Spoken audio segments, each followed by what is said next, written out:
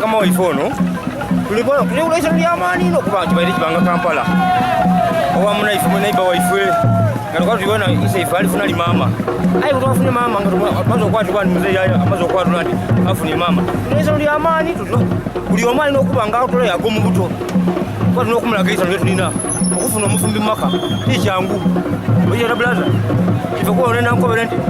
neje inde Buganda abayira afumba ito kali yayi ayi muzee waifu ngali amere yache sana waitu babafunye mama noyo no kusanuka obuli mububi obuli yache tuli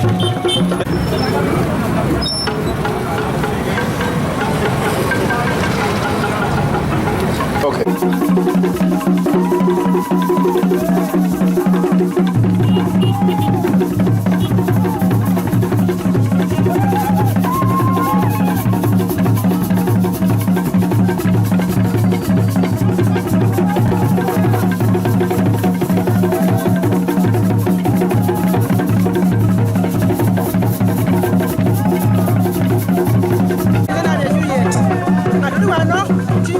abantu kyabazinga mwisa alipita gamba abasoga yona yona sagambe tubewo tuliye tunwe tulikulya twana twasanuka amakina buli kimu kiriwo sagambe tubewo kyabazinga abantu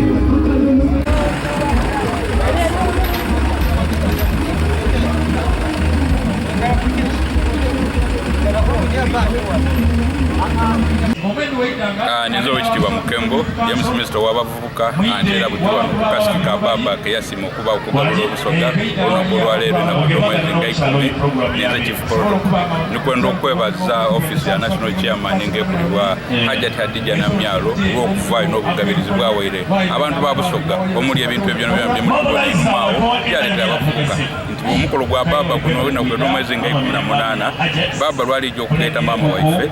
obusoga tuba n'ekyo bifunyamu era mukasika muno tetuyija kinabo kine nakulya buli kyonka nga busika buli obuba ayi ofisi yasiimye yakuba be nenda abavubuka bajja okuva mu mukolo gwa baba nga bafunyamu ebiganiro okutuuma bw'ebyalandi okukola enviiri okukola obusiika kibusi welding machine ebintu bingi no batuwa fertilizer batuwa embago batuwa ebyobulimi n'amapumba gonna twenda okwebaza era akasiki mulika bona abantu baedumbire ndowooza nti wetunawerera essaawa omukaaga ogw'omusana abantu bano tunaba tuweza emitwalo ng'ebiri era abantu bali kwidda mu bungi abantu basanukire n'akasiki era kano n'akasiki akali kwigulawo embaga ya mwena mu buli kintu tulikunga abantu baidda bungi kuba mpera n'abatakisobole kujja kumba baidda wano kukasiki eyagalira ebyokulya ebyokunywa biriwo ate n'okugabira abantu abo abavubuka ebibina ebyabakyala ebyabakaire ebyabakozefu byonna byonna biriwa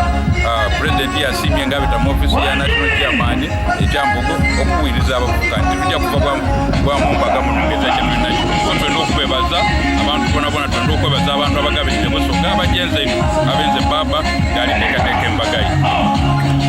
amanya Rosette Kazaire nga mpulira mobilization office y'omukulembeze w'eggwanga ekyambogo tuli wano wamu n'obwa kyabazinga bw'e Busoga okubeera mu kasiki tuli mu kasiki okulaba nga abantu bonna basanyuka olw'okuba afunye omukyala afunye maama tuli mu kasiki era bwanga bwafunye maama ate nga muwala mutonvuumu bonna bavubuka tusazeewo tujje abavubuka n'abakyala n'abantu bonna mu bwavu tuleese ebintu bingi wano okugezaako okulaba nti omuntu ajja kujjukirako olwo bwe twali mu kasiki ka kyabazinga nafuna welding machine neyamba group tetuyamba muntu kinoomu tuli ku groups weewaawo ne muntu kyonnoomu anaabanga waali tujja kubaako kye tukola naye impact yaffe yakujja abantu mu bwavu nga bakulaakulana ku lunaku